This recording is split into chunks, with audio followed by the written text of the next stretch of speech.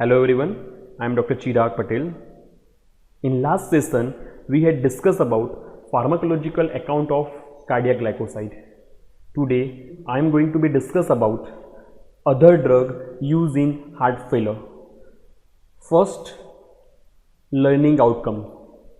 After completion of this session, learners should be able to understand action, dose and adverse effect of diuretics, vasodilator, AC inhibitor, AT1 antagonist, beta blocker and PD3 inhibitor in heart failure. Learner also understand management of different stages of heart failure. Before discuss the different drug, here there are two important terms of heart failure. The first one is the heart failure with reduced ejection fraction and the second one is the heart failure with preserved ejection fraction. First, what do you mean by ejection fraction? So ejection fraction expressed as a percentage and it is how much blood the left ventricle pump out with each contraction.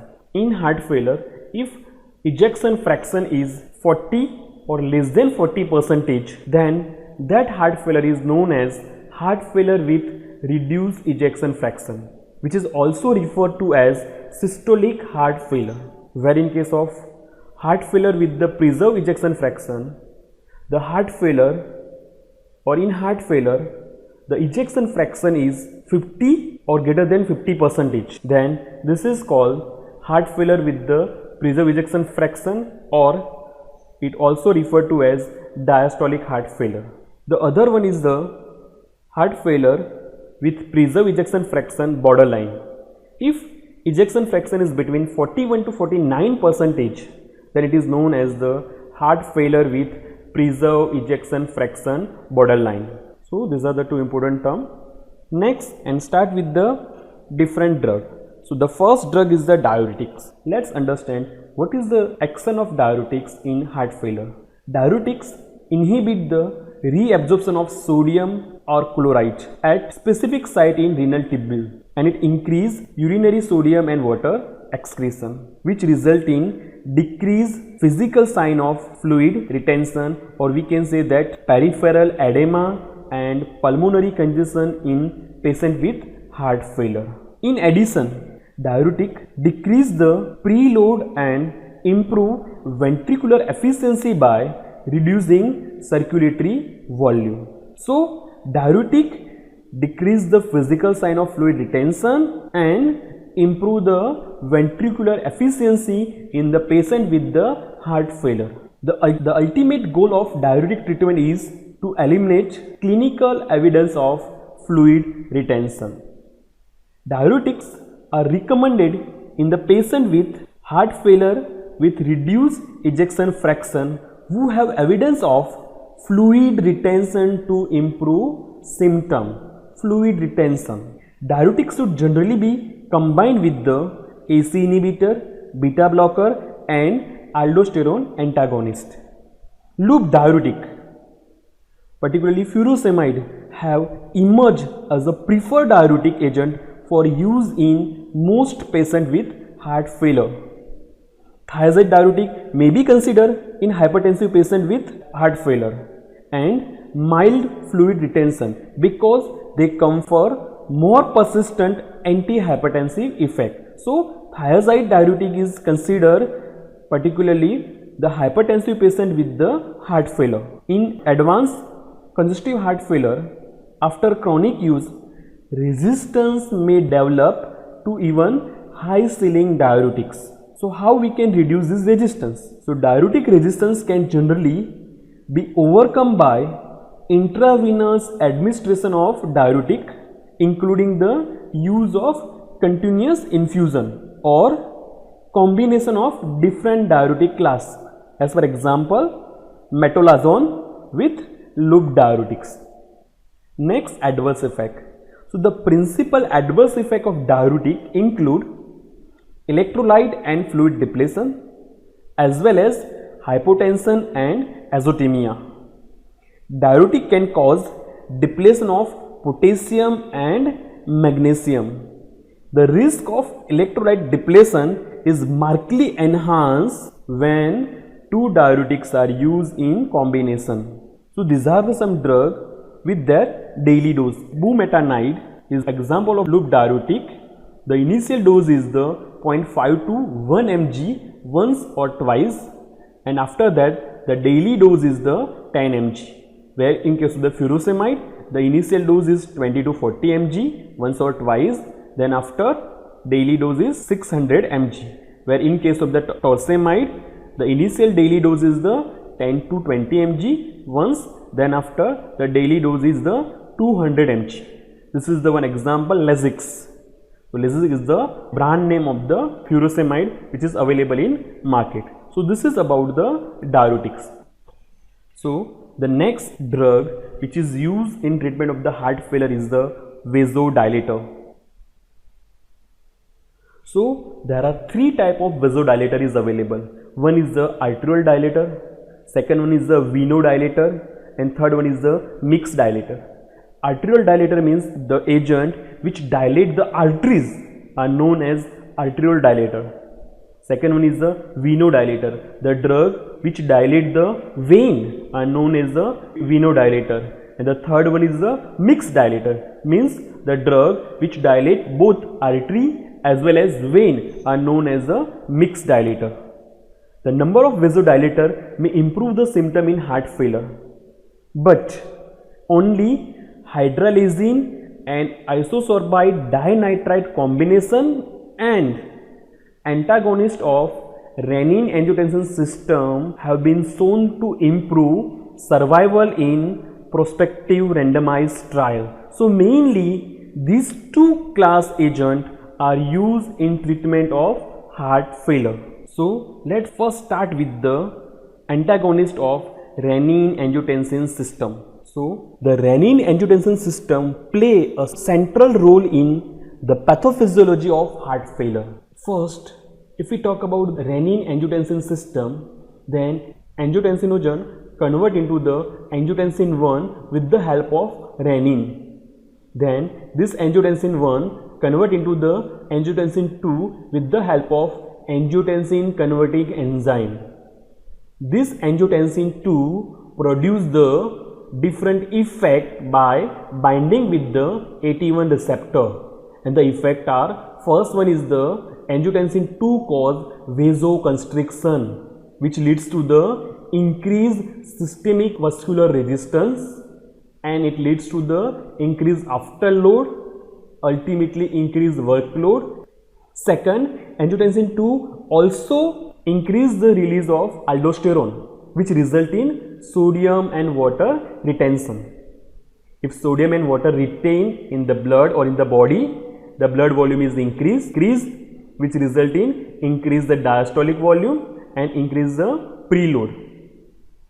So ultimately workload is increased.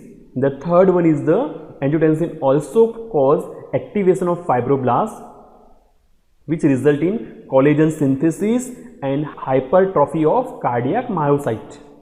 So it leads to the adverse left ventricular remodeling, and because of this also the workload is increased. The workload of heart is increased by angiotensin 2, result in decrease the cardiac output and the sign of congestive heart failure. So we can say that renin-angiotensin system play an important role in pathophysiology of heart failure. If we will inhibit this renin-angiotensin system, then that drug produce the beneficial effect into the heart failure. So the first one is the AC inhibitor. AC inhibitor inhibit the angiotensin converting enzyme, which is responsible for synthesis of angiotensin 2 from angiotensin 1. The example of AC inhibitors are captopril, enalapril, fosinopril, lisinopril, perindopril, ramipril and trandolapril, where the other target is the AT1 receptor antagonist. Angiotensin 2 produces its effect by binding with the AT1 receptor. So if we block the AT1 receptor, then also we can block the effect of angiotensin 2. So the example of AT1 antagonists are candesartan, losartan and valsartan. Okay, So let's further discuss the AC inhibitor and AT1 antagonist in detail. AC inhibitors are arterial and venous dilator.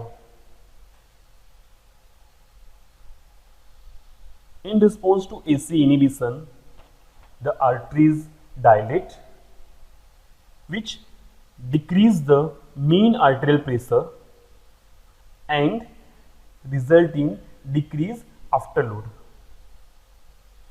If decrease in left ventricular afterload result in increased stroke volume and cardiac output. Venodilation result in decrease in right and left heart filling pressure, which result in end diastolic volume reduce and ultimately or reduction in preload. AC inhibitor also suppress the angiotensin II and aldosterone production, which increase the sodium and water excretion and produce the diuretic effect in heart failure. So, AC inhibitor can reduce the risk of death and reduce the hospitalization in heart failure with reduced ejection failure. The benefit of AC inhibition were seen in patients with mild, moderate or severe symptom of heart failure and in patients with or without coronary artery disease. The majority of adverse reaction of AC inhibitor can be related to angiotensin suppression and renin potentiation, and it includes the cough and angioedema. The other type of adverse effect may also occur, and the example are rashes and taste disturbance. So these are the example of AC inhibitor, and this is the initial dose. Captopril will start with the 6.25 mg thrice, enalapril 2.5 mg twice, fosinopril 5 to 10 mg once, lisinopril 2.5 to 5 mg once, perindopril 2 mg once, ramipril 1.25 to 2.5 mg once, trandolapril 1 mg once. So these are the initiation dose of AC inhibitor in heart failure. The next is the AT1 receptor antagonist. Activation of AT1 receptor mediate most of the effect of angiotensin II that have been described above. So the action of AT1 receptor antagonist in heart failure is similar to the ACE inhibitor. AT1 receptor antagonism might be expected to avoid bradykinin mediated side effect of AC inhibition, principally cough and angioedema. ARB are only recommended in patients with heart failure, reduced ejection fraction with current or prior symptom who are AC inhibitor intolerant unless contraindicated to reduce the morbidity and mortality. In simple, the first line agent is the AC inhibitor, patient is intolerant. Then the second choice is the AT1 receptor antagonist. AT1 receptor antagonists do appear to reduce hospitalization in patients with diastolic heart failure. The risk of hypotension, renal dysfunction and hyperkalemia are greater when combined with the another inhibitor of these neurohormonal axis such as AC inhibitor or aldosterone antagonist. The example of drug are candesartan, the daily dose is 32 mg once, losartan, the daily dose is the 50 to 150 mg once, where in case of the valsartan, the daily dose is the 160 mg twice. These two, AC inhibitor and AT1 receptor antagonists, are the example of vasodilator and used in heart failure. The next example of vasodilator is the organic nitrate. So the nitrate preparation are relatively safe and effective agent whose principal action in treatment of congestive heart failure is reduction of left ventricular filling pressure, which reduce the preload. Nitrate will cause decline in pulmonary and systemic vascular resistance, particularly at higher dose. So nitrate have two action. It reduce the left ventricle filling pressure as well as it decline the pulmonary and systemic vascular resistance, which result in reduce the afterload. Isosorbide dinitrate is improving exercise capacity and reducing symptom when administered to patient with chronic heart failure. However, nitrate tolerance can be limit the long-term effectiveness of this drug in treatment of congestive heart failure. Normally, organic nitrate is always used in combination with the hydralazine in treatment of heart failure. The third vasodilator is the hydralazine. In heart failure, hydralazine reduce right and left ventricular afterload by reducing pulmonary and systemic vascular resistance. This result in augmentation of forward stroke volume and reduction in ventricular systolic wall stress. Hydralazine also appear to have moderate direct positive inotropic activity in cardiac muscle, which is unrelated to the afterload reduction. Hydralazine has minimal effect on venous capacitance and therefore is most effective when combined with agent with venodilating activity, as per example organic nitrate. The combination of hydralazine 300 mg per day and isosorbide dinitrate 120 mg per day increase survival. It causes marked tachycardia and fluid retention, limit the long-term use of hydralazine monotherapy, and that's why it is used in combination. Marked tachycardia and fluid retention limit long-term use of hydralazine monotherapy, and that's why hydralazine is used in combination with the isosorbide dinitrate, particularly in treatment of heart failure. So here we will discuss the role of beta adrenergic receptor antagonist in heart failure. The use of sympathomimetic drugs such as dobutamine and dopamine was found to provide short-term relief of heart failure symptom in patients with the advanced and ventricular dysfunction. So the main are the beta adrenergic receptor antagonists. So metoprolol is beta 1 selective antagonist. The 25 mg extended release tablet formulation is FDA approved for management of mild to moderate heart failure.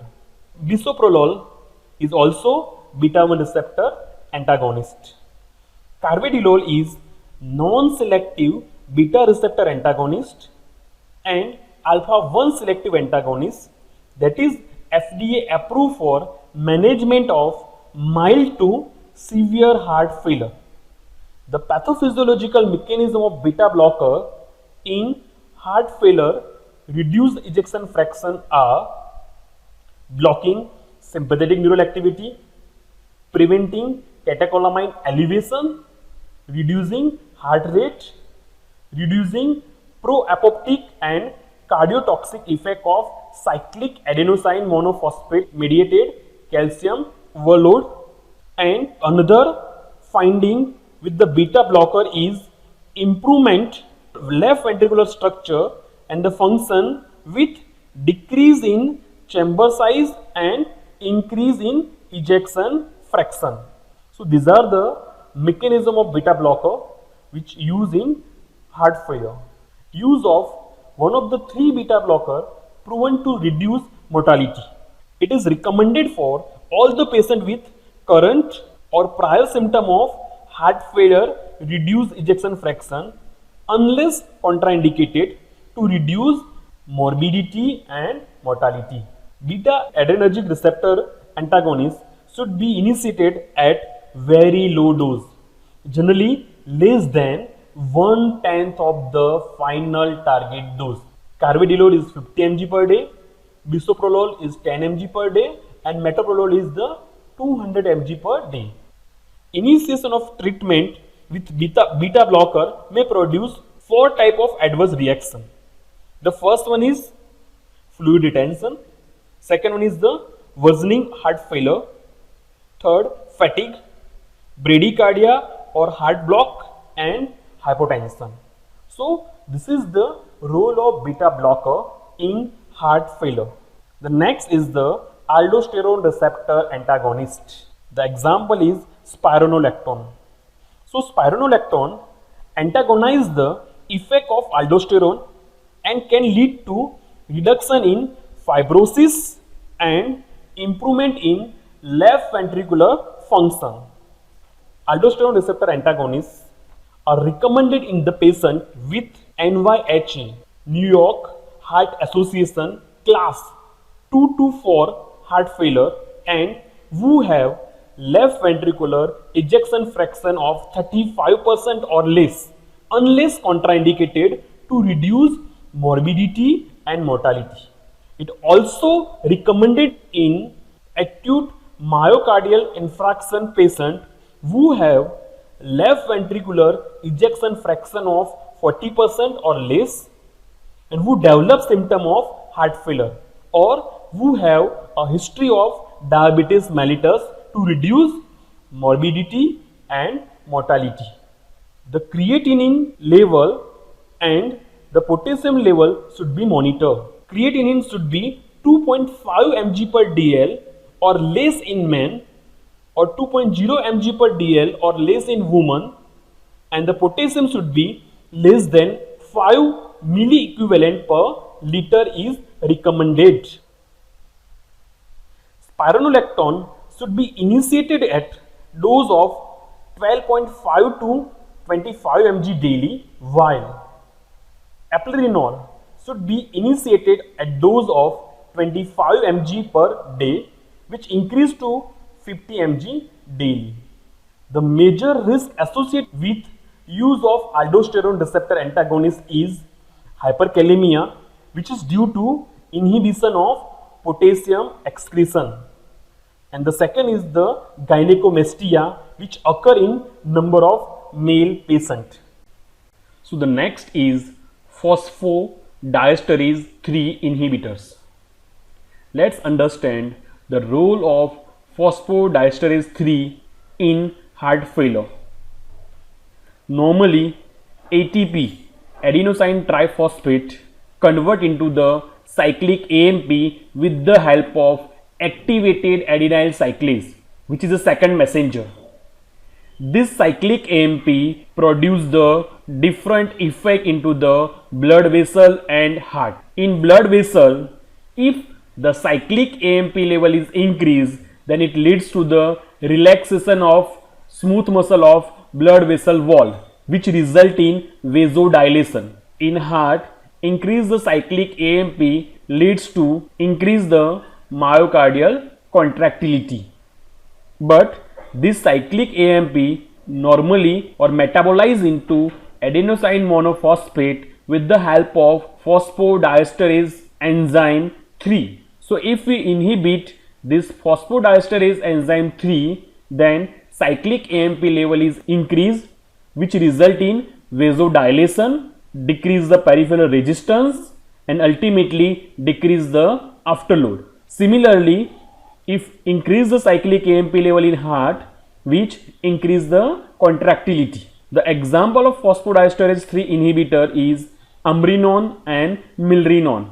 Phosphodiesterase enzyme inhibitor inhibit conversion of cyclic AMP to AMP, will increase the cyclic AMP level, and it leads to the increased contractility and ultimately increase the cardiac output and decrease the peripheral resistance and ultimately decrease the afterload in heart failure patient.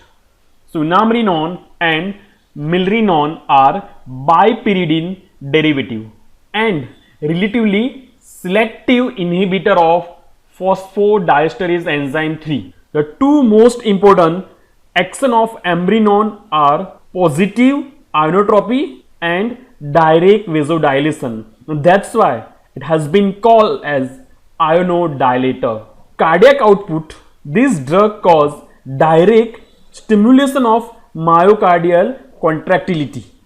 Cardiac output is increased due to stimulation of myocardial contractility and decrease in left ventricular afterload. Both enomerenone and milrinone are effective for short-term treatment of patient with severe heart failure due to systolic dysfunction. Intravenous infusion of either drug should be initiated with loading dose followed by continuous infusion. For enomerenone, a 0.75 mg per kg bolus injection administered over 2 to 3 minutes, which is followed by 2 to 20 mg per kg per minute infusion, where in case of milrinone the loading dose is usually 50 mg per kg and the continuous infusion rate range from 0.25 to 1 mg per kg per minute. Clinically, significant thrombocytopenia occur in 10% of patients receiving enomerenone, but is rare with milrinone. That's why currently milrinone is more preferred and used in treatment of heart failure as compared to the enomerenone. The next drug which used in treatment of heart failure is nesiritide. The brain natriuretic peptide BNP is secreted by ventricular cardiac myocyte in response to stretch. So the circulating level of BNP correlate with the severity of heart failure. If BNP level is high, then the condition of heart failure is severe. In the setting of heart failure, BNP counteract the effect of angiotensin and norepinephrine by producing vasodilation, natriuresis and diuresis, and these three effects produce the beneficial effect in heart failure. Nesiritide is a recombinant form of human brain natriuretic peptide which has been approved by FDA for the treatment of dyspnea due to congestive heart failure. Nesiritide therapy is initiated with loading dose of 2 mg per kg followed by an infusion rate of 0.01 mg per kg per minute. The primary side effect is hypotension that is reversible upon discontinuation of drug. Comparatively, nesiritide is the novel drug. So this is about the role of nesiritide in heart failure. So here we discuss the pharmacological account of different drugs which are used in heart failure. The next is the management of heart failure on the basis of different stages. So first we'll discuss what are the different stages of heart failure. So different stages of heart failure is given by American College of Cardiac Foundation, and the second on the base of function it given by New York Heart Association. So first let's understand stages of heart failure according to the American College of Cardiac Foundation or American Heart Association. So in this case the stages is divided into the 4 stages: stage A, B, C and D. The first one is the stage E. So stage E means a patient at high risk for heart failure but without structural heart disease or without symptom of heart failure. This is the first stage in which only the high risk of heart failure is present.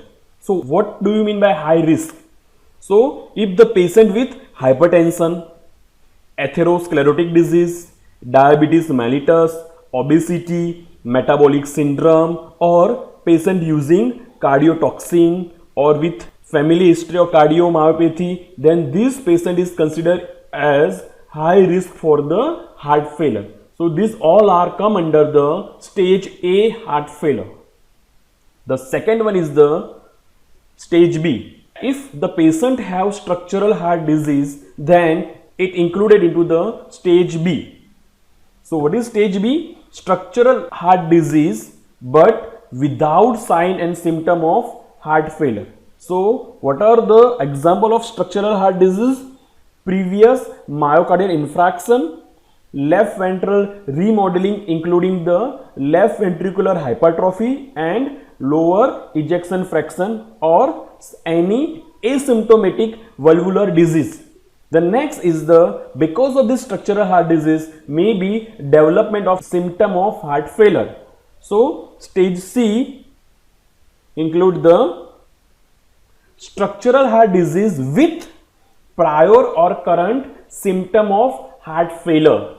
This stage C is again divided into the two types: heart failure with preserved ejection fraction, and the second one is the heart failure with reduced ejection fraction. Next and the last stage, stage D.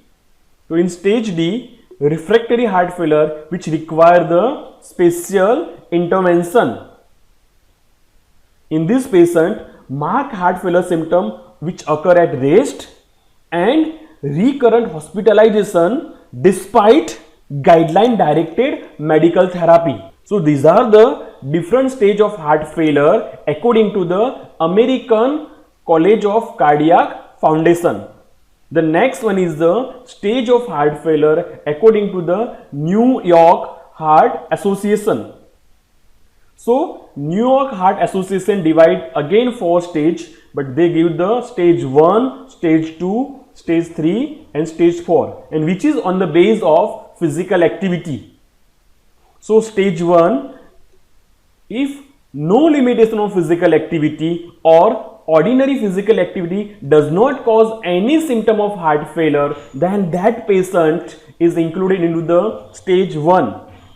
Then in stage 2, slight limitation of physical activity or comfortable at rest, but ordinary physical activity result in symptom of heart failure. If the patient do the ordinary physical activity, then it cause symptom of heart failure. Then it include into the stage 2. Then the third one is the stage 3. Marked limitation of physical activity and comfortable at rest but less than ordinary activity cause symptom of heart failure. So here patient can't perform the physical activity. If he perform the physical activity, then it leads to the symptom of heart failure. And the last stage is the stage 4, means unable to carry out physical activity without symptom of heart failure. So these are the different stages of heart failure according to the New York Heart Association. The next, we will focus the management of heart failure on the basis of different stages. The first one is the stage A. So stage A means at high risk for heart failure but without structural heart disease or the symptom of heart failure. So the goal of this stage A is heart healthy lifestyle, prevent vascular coronary disease, prevent left ventricular structural abnormality, and the drug which are used in stage A are ACE inhibitor, AT1 receptor antagonist. If the patient have vascular disease or diabetes, then this drug is prescribed. If require, then prescribe the statin. Second one is the stage B. So stage B means the patient have structural heart disease but without sign or symptom of heart failure. So the goal of stage B is prevent heart failure symptom and prevent further cardiac remodeling.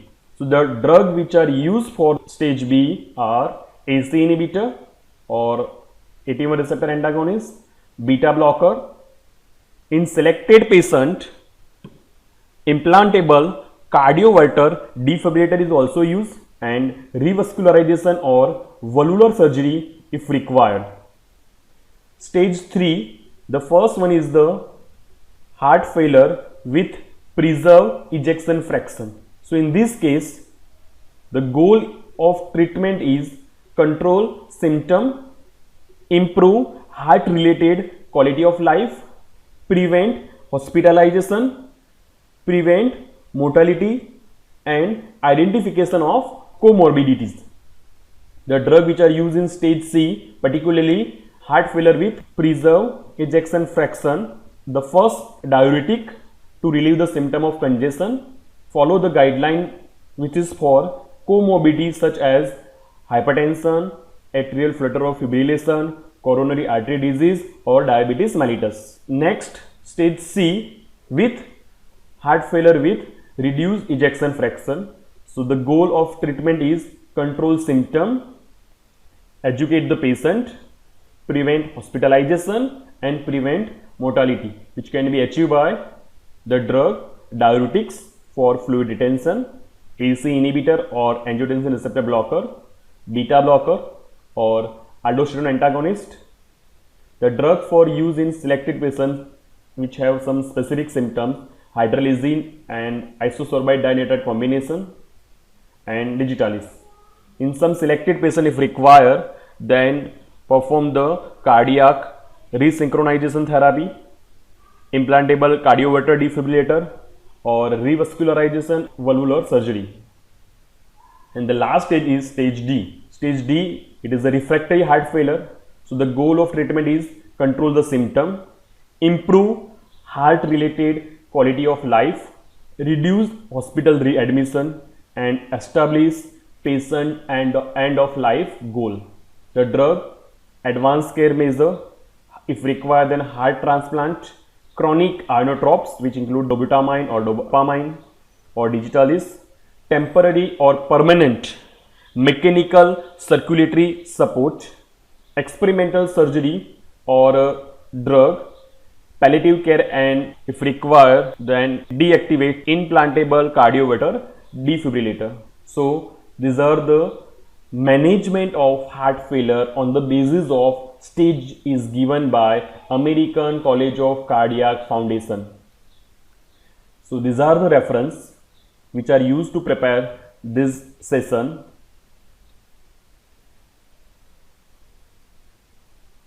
Thank you. If you have any question, you can find me at patelchirag177@7@gmail.com.